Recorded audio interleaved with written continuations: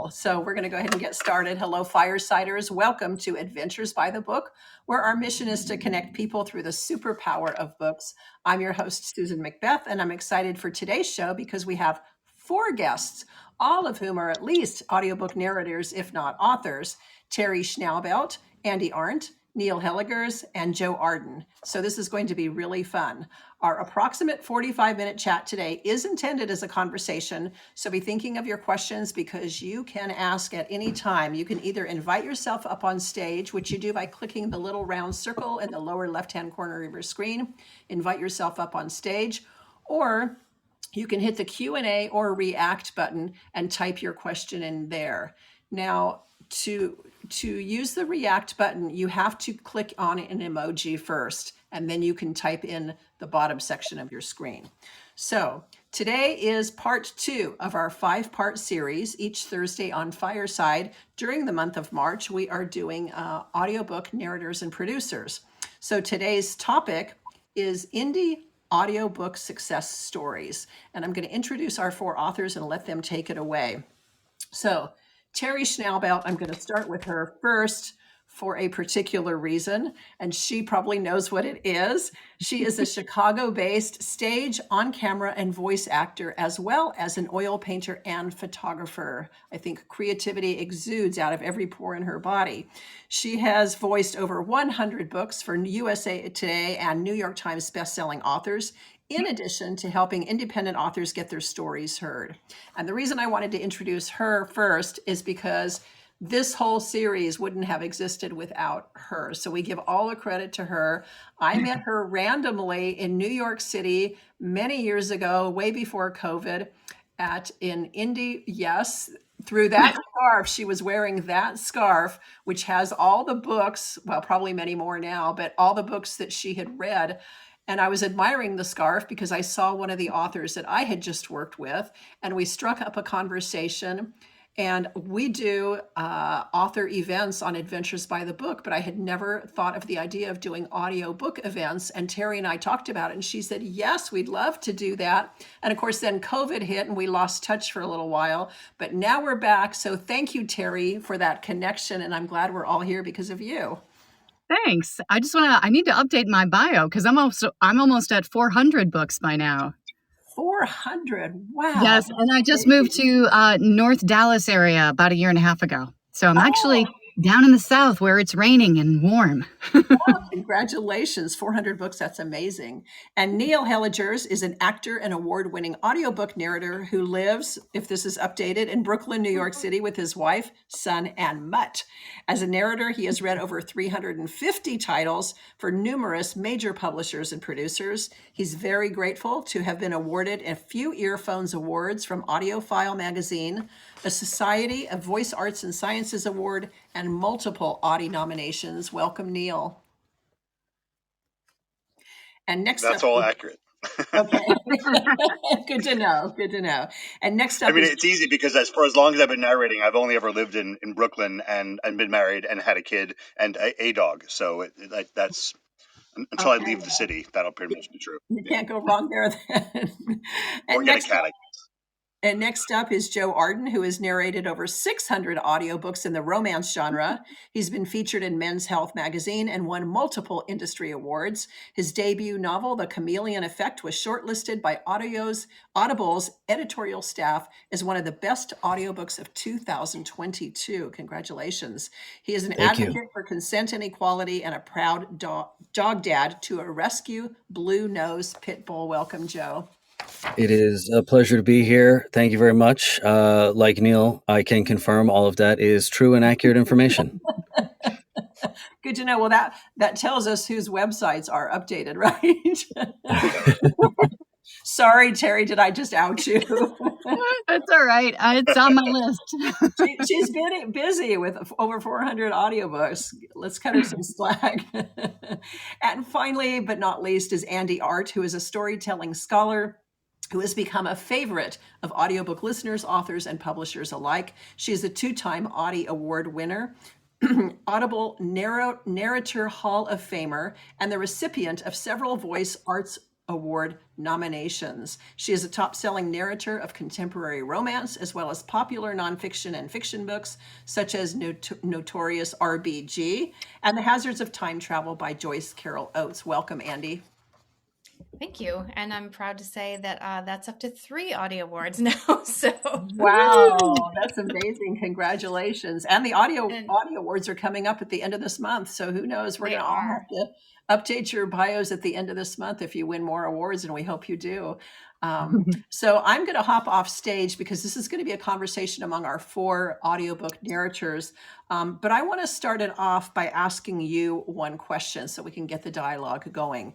And that is today's topic for the audiobook series is indie audiobook success stories. And so I want to know from each of you, how do you measure and define what success means to you personally? And maybe we'll start with Neil.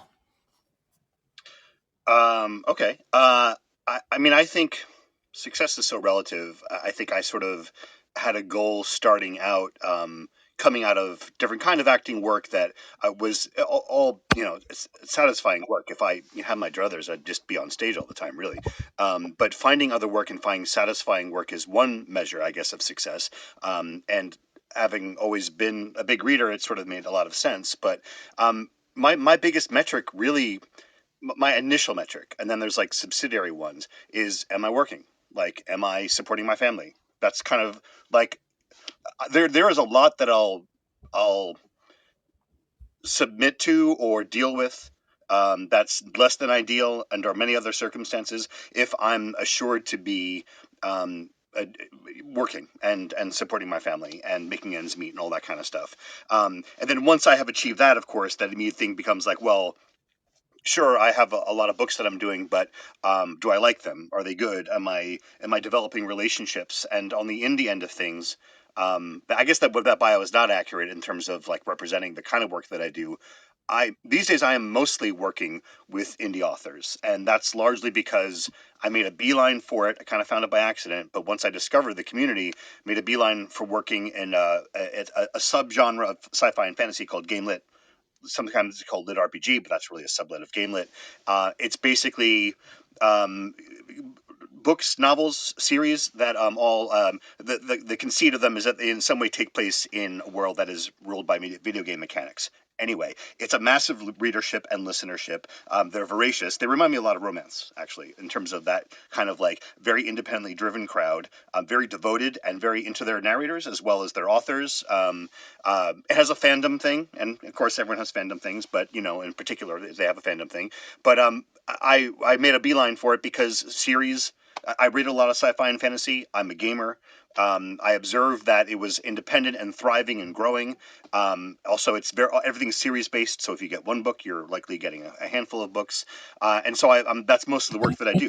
And so now it's like, yeah, now it's like, okay, but can I say I'm not just filling up my schedule, that's been attained, but now am I filling up the schedule with the people I want to work with and the books that I want to do, and am I also leaving room for other opportunities such as other acting work, but also for other book. Of course, it's like the dog that catches the car, right? Now that I've done all this game lit, I just want to do literary fiction, so maybe that's next year. But so yeah, I mean that's my success starts with being able to get to work. And then from there, it's buoyed by the quality of that work that I'm able to do in terms of my own training and my own work and experience. And then that's buoyed by being able to work with great people and and read great books. And that's kind of it.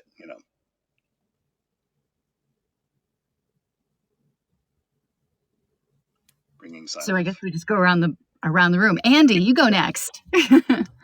What does success mean to me? I mean, financial is nice, right? I've got 2 in college, so that's always nice to keep, like Neil said, to be working. But also, the more I've gotten to know the indie romance community, um, you know, I enjoy being associated with authors who are central to the conversation. People are talking about their books, liking their characters. They have a strong following, or they, over time build a strong following, and I knew them when. That's a the book that I'm actually recording right now this week is, I don't even know how many I've done for this particular author, but I did her first audiobook. And so, and I'm actually working with Joe on this audiobook. So I have his voice in my head as I'm narrating these characters. But the longevity of some of these relationships where, we've become friends. That to me is a great success because it's the antidote to what can be kind of a lonely existence if all we ever did was sit in the booth and read. So. And how about you, Joe? For me, I think success is introspective. Am I bringing the best version of myself to the work every day? And am I doing the best I can with my instrument to help bring somebody else's story to life in some new and dynamic way? I can't be fixated on reviews or awards or responses to my work because I have no control over that. All I can do is train, focus, and put the best version of myself into each and every story that I tell, and let the results of that speak for itself. So it's taken me a long time to get to a place where that is what I focus on and how I determine whether or not I am successful and doing my job effectively. Wow, so well put. You all have all of that. I agree with, and the only thing I guess I would add is that to me, I feel like I've done a successful job as an actor, as a storyteller, when a listener or a review says that I moved them to tears or to laughter, hopefully in the right spots. And when I meet them in person, and for instance, one person sticks out of my mind. She was she worked the third shift at a factory, and she was a forklift operator. And she said the romance novel audiobooks got her through her shift. And that's it in a nutshell for me. If I can help someone in some way, make their day better, make them feel more connected to other human beings through storytelling, I've succeeded. That's Yeah, great. I love that Thank you. idea of having that. I mean, like Joe was saying about it's easy to get caught up in reviews and stars and fives or fours or threes or twos or ones. Yep. But it really and that's not to say that I kind of like my approach with that stuff was always be like I'll confront it and make myself numb to it rather than care too much about it or put my own value or derive my own value from what other people are saying. But at the same time, those kind of things like you're talking about, Teri, when I do connect with a listener and they're like, yeah, I mean, it's you mentioned truckers, like, so many audiobooks, like the trucking community and the audiobook community, like there's so much wonderful overlap.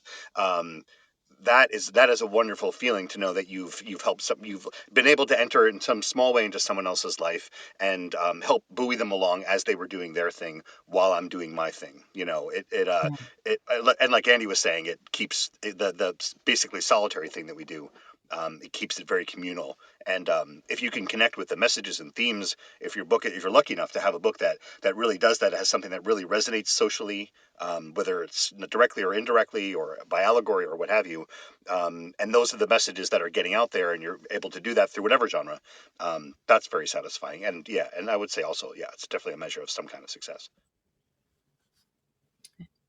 Great answers, everybody. And Allie in our audience had a question for you guys, wondering how you feel about AI. And I wonder first if one of you can kind of define what AI means in terms of the audiobook world before you answer the question of how you personally feel about it. Who wants to do it?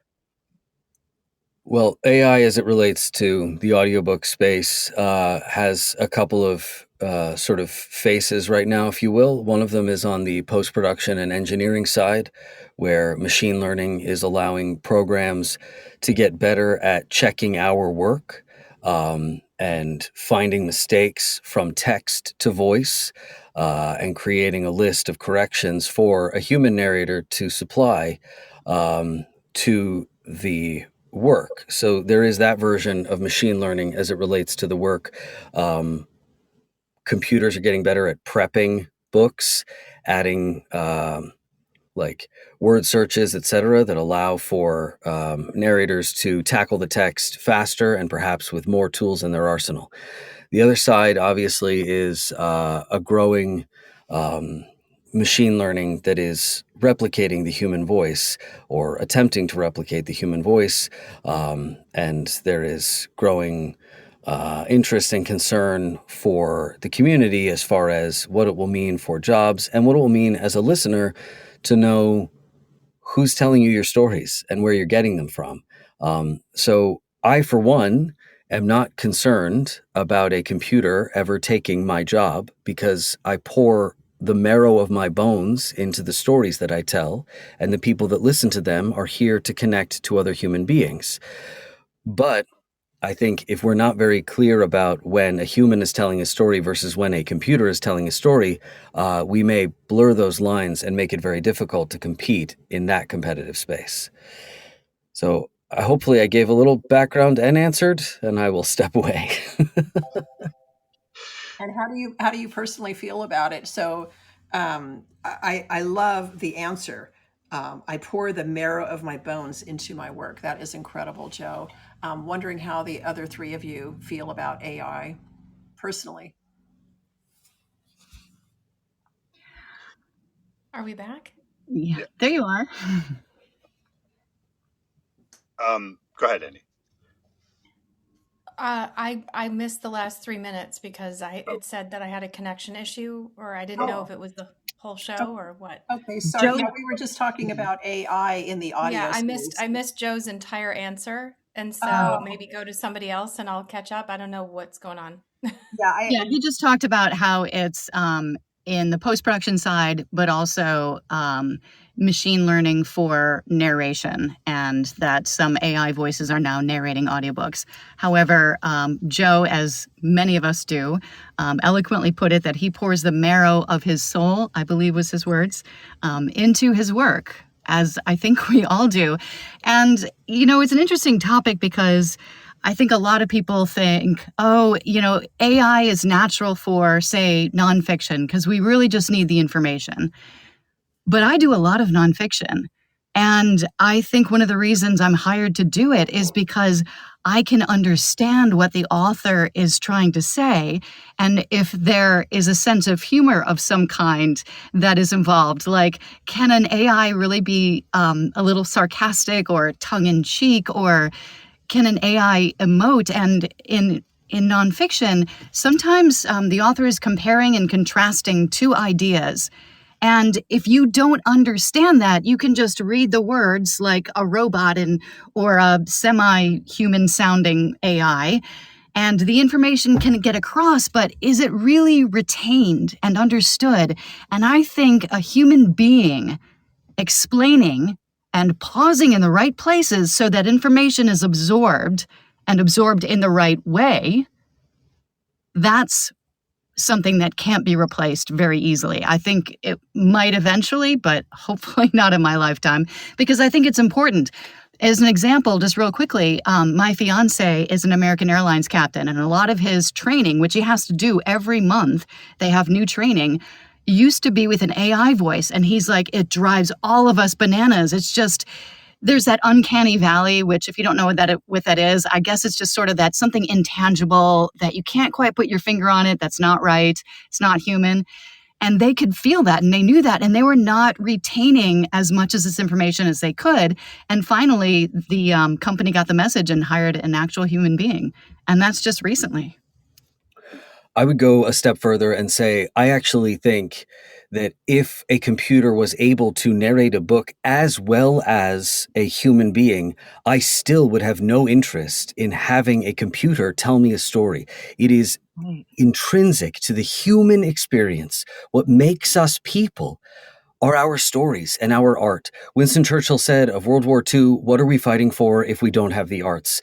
My biggest complaint with STEM learning, as a person who has a background in philosophy and theater and who has studied the arts my whole life, is that When you remove the arts from education, when you focus on science, technology, engineering, and mathematics at the exclusion of the arts, you have actually stripped the humanity from the learning experience, from the sharing experience. We remember great works of art, paintings, poems, books, movies. They become a part of who we are, and they stay with us on our journey. And even if a robot could talk like I do and tell stories the way I do, they are not themselves a person, and therefore I do not want to take that narrative in from them. That, for me, is the fundamental issue with the audiobook computer-generated speech and any artistic generated, the images, all the chat AIs, the conversations that are all of it is for me outside of what I look for in human interaction, and so I'm not concerned about it replacing me. That would be dystopic on a whole other level. Yeah, I heard a great analogy about this. Wasn't just about AI and audiobooks, but about the incursions of AI, and it's all over the place. Chat GPT, otherwise, that it's a form of colonization because you have a group of people looking to, and the audiobook industry happens to be a great example of it. It's a massively successful industry, so of course people want a piece of that sweet audiobook money. So they make inroads and they apply a technology that does a passing can do a passing job, and in fact the idea, like Joe was saying, even if it works exactly the same way as a human being or sounds as realistic, um, you know it's never gonna approach the complexity and weirdness of humans that gets thrown into the mix at the same time too. And to talk about nonfiction, it's I think that the focus, they say, oh, it'll just be on nonfiction or on backlist titles that no one else wants to do, shows a fundamental misunderstanding of the culture of audiobooks. Again, this is colonization. You go into an area, you exploit the resources in order to make money, and you leave the place a ruined husk. There is a danger in doing this. Oh, we're only going to do books that people wouldn't do otherwise, because those are the books that everyone gets started on, and it could hurt the industry, has potential to hurt the industry. um, I do eventually think that, given there is zero demand, there's no demand for this among the people who are really voracious about audiobook listening.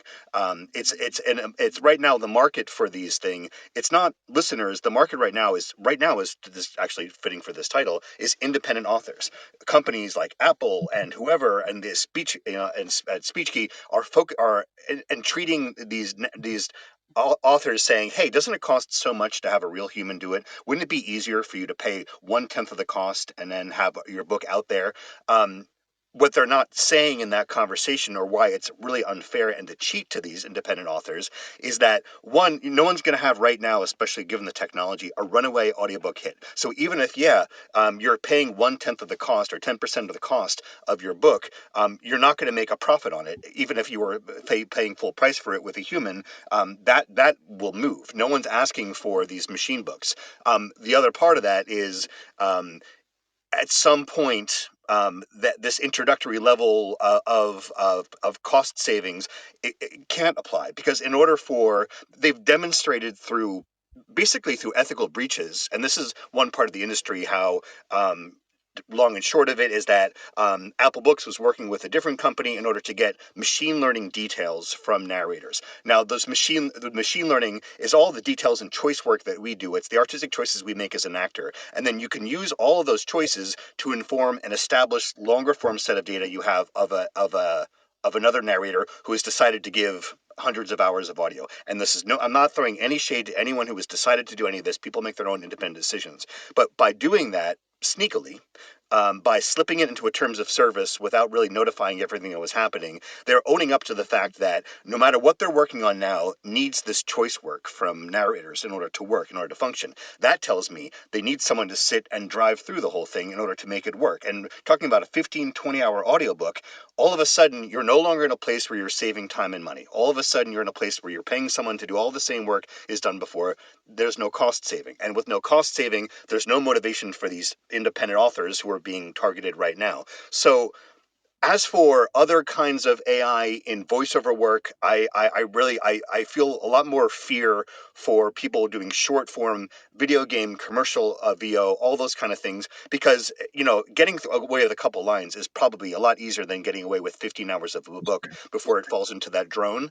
Um, I have heart that the artistic, still bespoke industry, cottage industry that made good of audiobook narration, it won't work. Right now, they're trying to make money off it. In the long run, without demand, without supply, enough supply, from backlist titles that no one's buying anyway. That's why they're backlist titles that were never made into audio.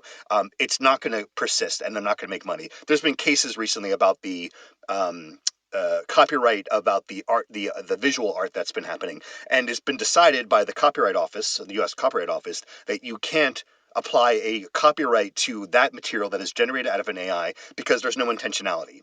You throw some things into it, the AI turns out something, and the person's like, okay, that's great. So that rule applied to any audiobook that is done through an AI can't be copyright. That even erodes its profitability, which is, again, what these colonists are about. And they'll eventually be like, you know what, this is too much of a nut to crack. You guys can have it, but we're going to try to gut some other industry. See you later. And also, as I do have to say, as a sci-fi guy, I'm more concerned about the AI singularity taking over the entire world than the industry that I work in. Eventually, I think we're probably like 30 years from that. But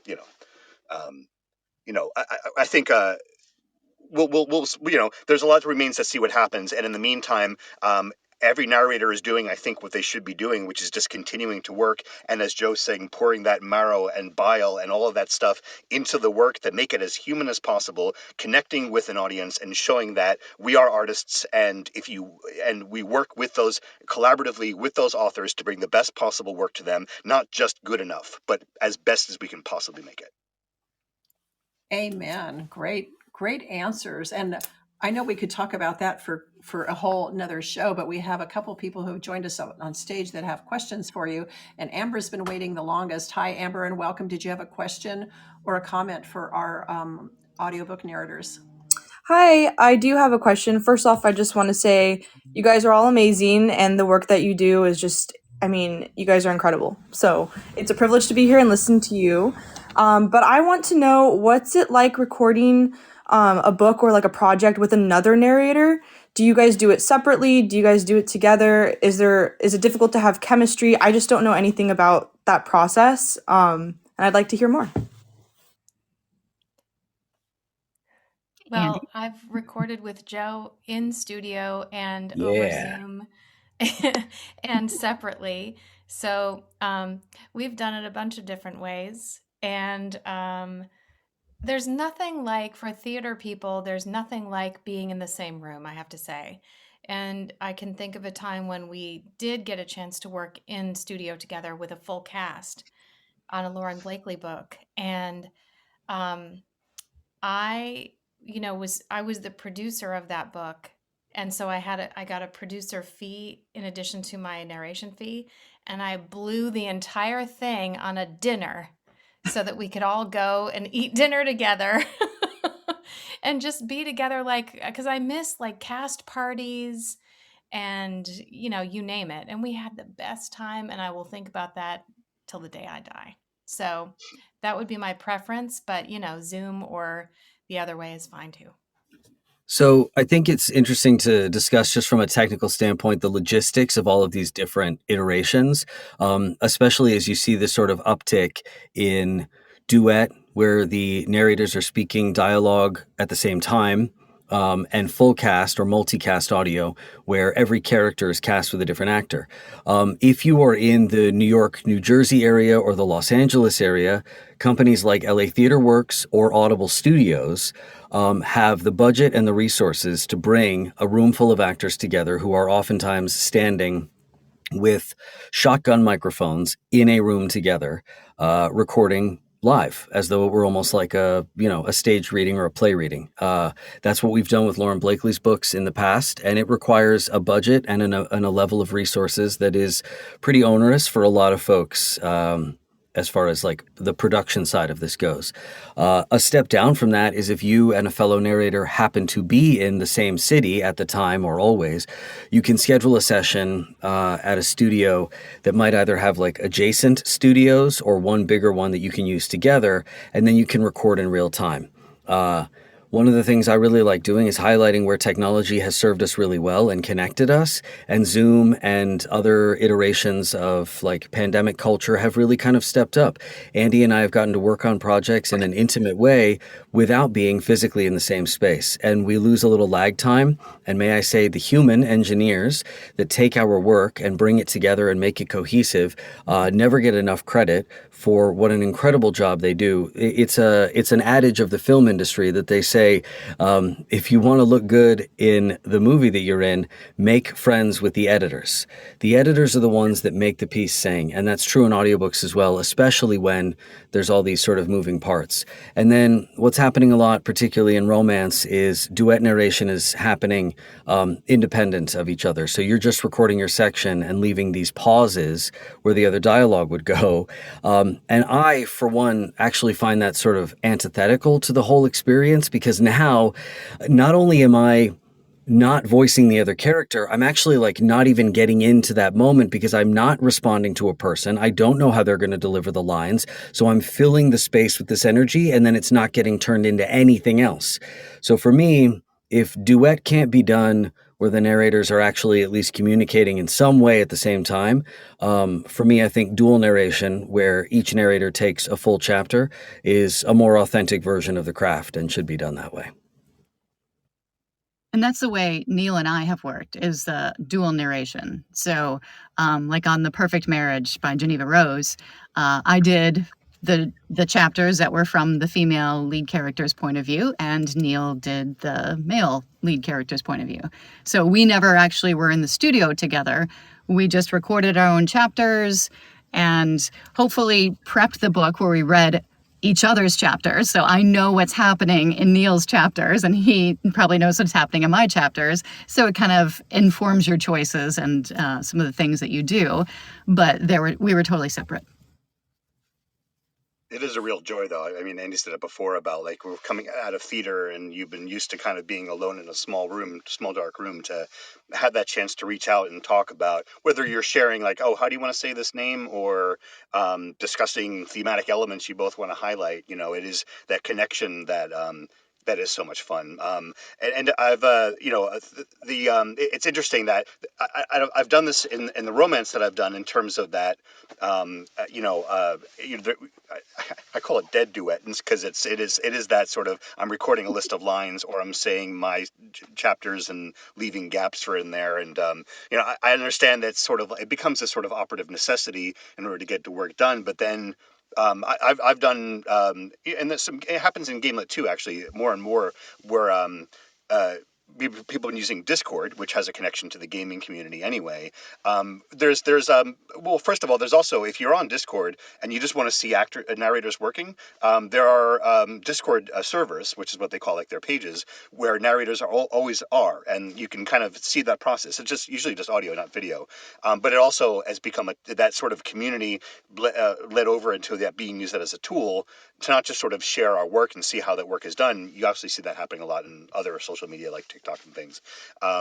But to use that as a way of being in the same way as you would with Zoom, I suppose, but with just a different format in terms of being able to react live off each other and with the engineer at the same time. And you can even, feed that audio through Discord or just send it in separately, which is a different editing task. But whenever it comes up, it's always a joy because it is that collaboration again, and sharing it. And, and they're usually, that makes that books that much more fun and that much more engaging, even if it's just my chapter, their chapter, my chapter, their chapter. And that Perfect Marriage, Teri, that really took off. I think that surprised both of us, It's being made into a as movie. well. I know. Yeah. That's Yeah. so exciting for She's her. doing great, Yeah, Yeah.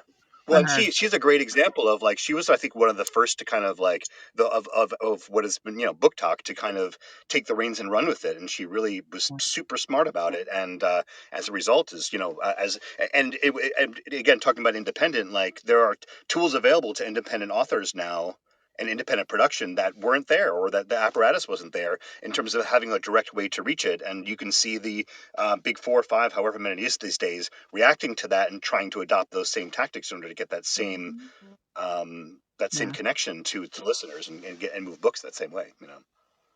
Which I think one of the reasons that I wanted to be here today actually was the fact that indie publishing was the sort of space being highlighted here. And I think the point Neil makes there is important as it relates to the narrator too. Indie authors are now looking for narrators that are building their own fan bases and communities because they need your help selling their stories. They're hustling. These indie authors are one-woman business enterprises. They are doing ads. They are checking algorithms. They are writing the stories. They have ad reps at Amazon. They are taking like all of this stuff. They're building social media brands. They're doing all these things to try and get books out there.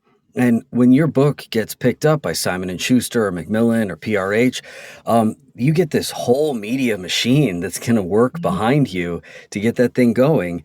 They don't need, and oftentimes it doesn't seem like they care as much about a narrator sort of helping bring voice to those projects. Whereas an indie author who is oftentimes fronting the money just to get the book turned into audio is really appreciative when that narrator is finding creative and honest ways to celebrate the collaboration and the work that they're doing.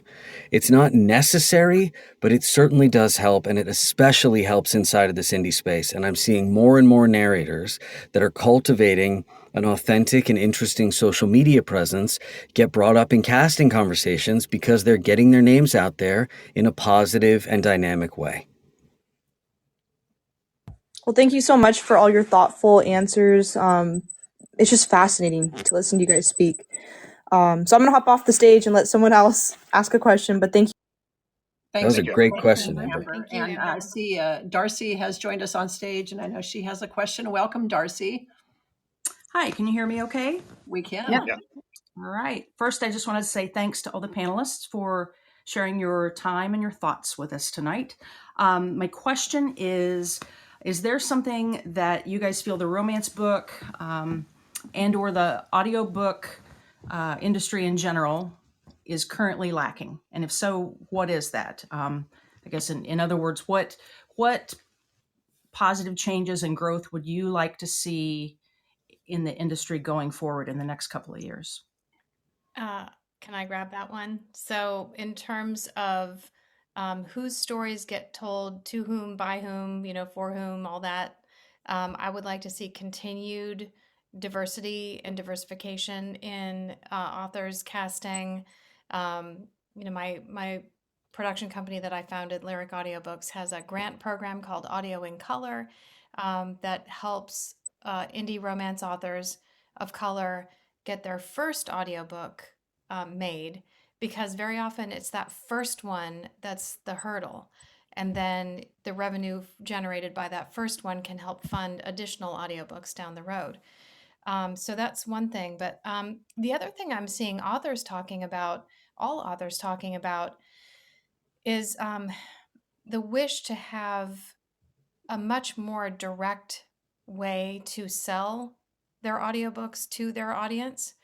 As platforms change and the whims of different platforms affect authors' income directly, either if the prices are changed or the percentages are changed, that authors that determine authors' net profits. I'm seeing authors saying, I really wish that we had a by authors for authors way for people to buy and download audiobooks and ebooks. So I would point to those two things.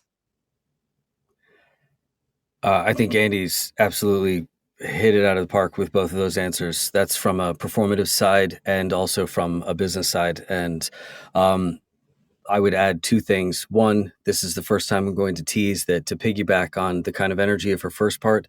I will be announcing something in the next couple of months that I hope adds more to the space of creating and training and making opportunities for own voices to tell stories, for folks who may have not had a seat at the table to get that seat and bring their gifts and their backgrounds and their stories to the table to help tell more authentic versions of these audiobooks.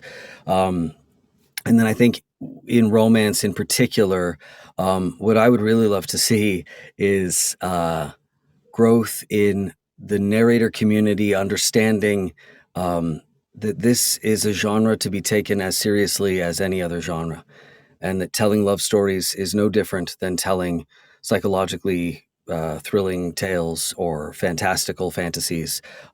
They are stories rooted in the human desire to love and be loved and be seen.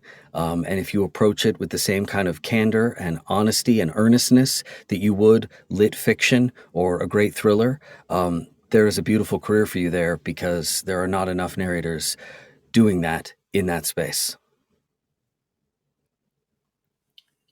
Thank you all for your answers. Thank you, Darcy, for your question.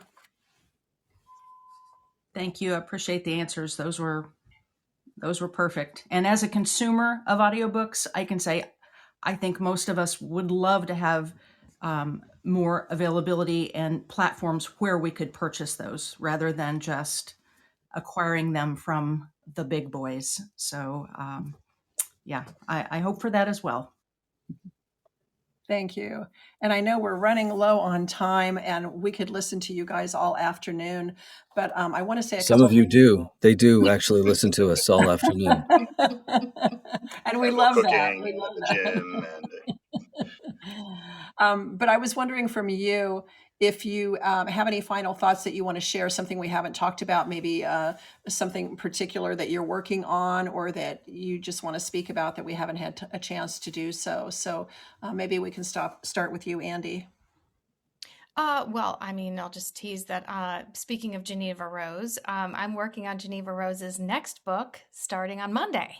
Yay. So, Wonderful. Congratulations. and it's called You Shouldn't Have Come Here. So look for that at a library near you in later this year.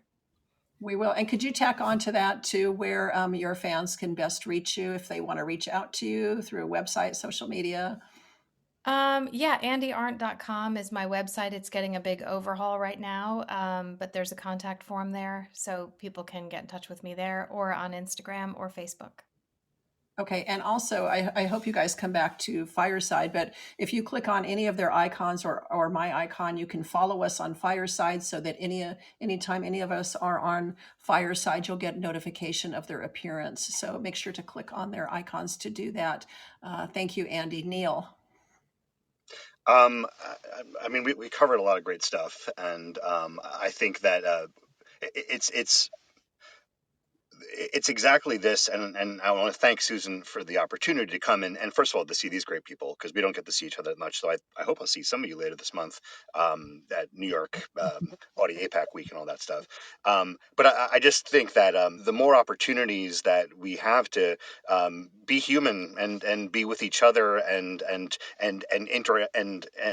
talk with listeners and get a sense of what a sense of who we are and who they are, the better. So it is great to be able to do this. I don't. I mean, I don't. I guess I just.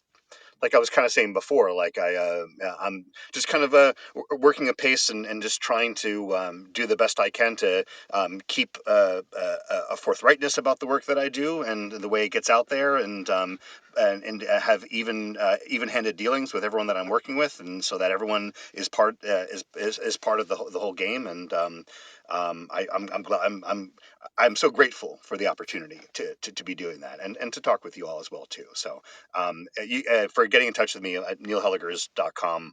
I'm the only Neil Hellegers that's around, basically, so you can find me there. If you want to ask me personally about my romance pseudonym, I'll be happy to share it to you, but I won't say it here just because that's what we're doing. Thank you, Neil. Joe. Even-handed dealings, Neil? Have you had some old-timey dust-ups with some arch rivals in some saloons in the past? I used to have arch rivals, but I don't anymore.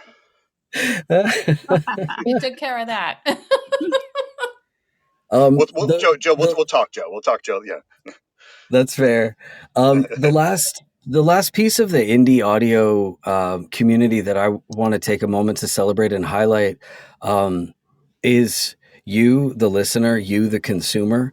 I'm seeing such an incredible growth in listeners finding their own voice on social media and connecting with authors and narrators and sharing stories and giving joy and celebrating these fictional characters they love and the way folks are telling stories. And I can tell you that these authors are so buoyed by that positivity. And the narrators, like, if you can see, Neil is in a tiny booth that one might describe as like a vertical coffin.